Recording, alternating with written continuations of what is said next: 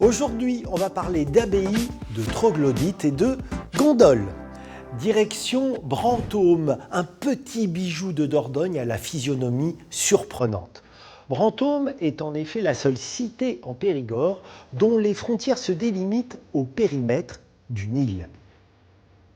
Le cœur de ville de 300 mètres de diamètre est en effet encerclé par les eaux de la rivière Drôme. Mais cette île n'est pas naturelle. Elle a été créée au 8e siècle lorsque les moines bénédictins font ici une abbaye. Afin de pouvoir taxer les navires transitant par Brantôme, ils détournent une partie de la rivière et créent un bief.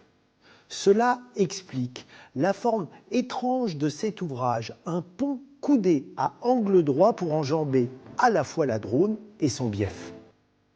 Il faut dire que cette enceinte aquatique est aussi une véritable frontière entre l'édifice religieux et la ville profane, car durant des siècles, cité et abbaye n'ont cessé de s'opposer.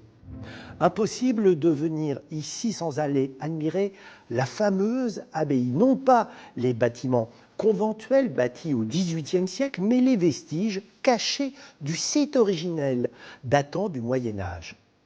Un incroyable monastère troglodytique que les moines ont aménagé dans la falaise calcaire. On y trouve des traces des cellules monastiques, mais surtout cette immense cavité, la grotte du Jugement dernier. Elle est ornée d'impressionnants bas-reliefs. Sur celui-ci, on voit les anges réveiller les morts avec leurs instruments. Ces derniers sortent de leur tombeau, tête la première, avant de passer pour le jugement dernier devant Dieu le Père. Brantôme est souvent surnommé la Venise du Périgord. Certes, il arrive que l'on y aperçoive de temps en temps une gondole construite par un habitant, mais la comparaison est à rien exagérée. On la doit à un président de la République, Raymond Poincaré, qui, lors d'une visite en 1913, eut l'idée de cette formule.